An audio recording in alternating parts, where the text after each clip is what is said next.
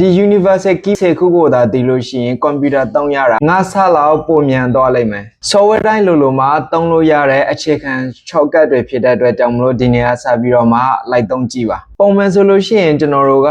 စာသားတွေ copy ကူးမှန်ဆိုလို့ရှိရင်စာသားတွေ select ပေး right click ထောက်ပြီးရင် copy နဲ့ပြီးတော့မှကူးယူရှင်ရဲ့နေရာကိုတော့ပြီးလို့ရှိရင် right click တစ်ခါပြန်ထောက် paste လုပ်ရတာအချိန်တော်တော်ကိုကုန်ပါတယ်အဲ့ဒီအစားကျွန်တော်တို့ကကူးရှင်တဲ့စာသားတွေကို select ပေးပြီးလို့ရှိရင် keyboard က control ရဲ့ C ရဲ့ကိုတွေးပြီးတော့မှနှိပ်လိုက်လို့ရှိရင် copy ကူးသွားမှာဖြစ်ပါတယ်ပြီးလို့ရှိရင်တော့ကျွန်တော်တို့ paste လုပ်ချင်တဲ့နေရာမှာတော့ပြီးတော့မှ cursor ချပြီး control ရဲ့ V ရဲ့တွဲနှိပ်လိုက်ရင် paste ချပေးမှာဖြစ်ပါတယ်ဒီနေရာမှာ MacBook သုံးတဲ့သူတွေဆိုလို့ရှိရင်တော့ control နေရာမှာ command ကိုအစားထိုးပြီးတော့မှသုံးရမှာပါနောက်တစ်ခုကတော့ကျွန်တော်တို့တစုံတစ်ခုမှားယွင်းသွားတဲ့အခါမှာပြန်ပြီးတော့မှနောက်ကိုတဆင့်ပြန်ဆုပ်လို့ရတဲ့ control Z ဖြစ်ပါတယ်ဥပမာကျွန်တော်တို့ကဒီစာသားကို select မှတ်ထားတဲ့အချိန်မှာတော့တခြား keyboard က cloud တစ်ခုနှိပ်မိသွားလို့ပြတ်သွားတယ်ဆိုလို့ရှိရင်ကျွန်တော်အစားနဲ့ပြန်ရမလားဆိုပြီးတော့မှစိုးရိမ်ရတယ်ပေါ့နော်ဒါပေမဲ့ control ရဲ့ Z ရဲ့ကိုသာတွဲနှိပ်လိုက်မယ်ဆိုလို့ရှိရင်တော့ share ကနေရာတိုင်းပြန်ပြီးတော့မှနောက်တစ်ဆင့်ဆုပ်ပေးတော့မှာဖြစ်ပါတယ်လက်ခုမြောက် shortcut ကတော့ control plus F ဖြစ်ပါတယ်ဒီကတော့စာသားတွေကိုရှာဖို့အတွက်သုံးတယ်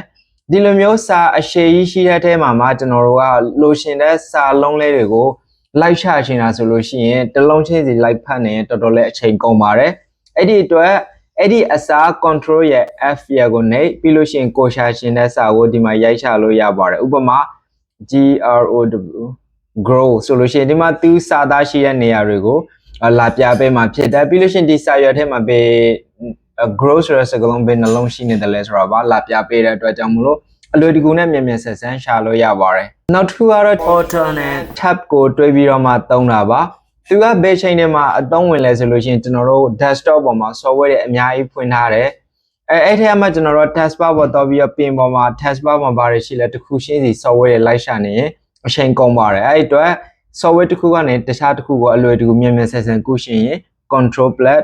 tab ကိုနှိပ်ပြီးတော့မှကူးလို့ရပါတယ်တခါတလေမှကျွန်တော်တို့ကမမျော်လင့်ပဲနဲ့ဒီလိုမျိုး Chrome ပေါ်က browser တွေပေါ်က tab တွေကိုပိတ်လိုက်မိတယ်အဲ့ပိတ်လိုက်မိတဲ့ tab တွေကိုကျွန်တော်တို့ပြန်ခေါ်ရှင်တယ်ဆိုလို့ရှိရင် control shift T ကိုတွဲနှိပ်ပါဒါဆိုလို့ရှိရင်ကျွန်တော်တို့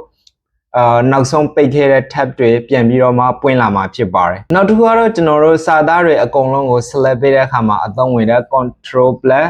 A ဖြစ်ပါတယ် control ရဲ့ A ကိုသာနှိပ်လိုက်မယ်ဆိုလို့ရှိရင်စာရွက်ပေါ်မှာရှိနေတဲ့စာသားတွေ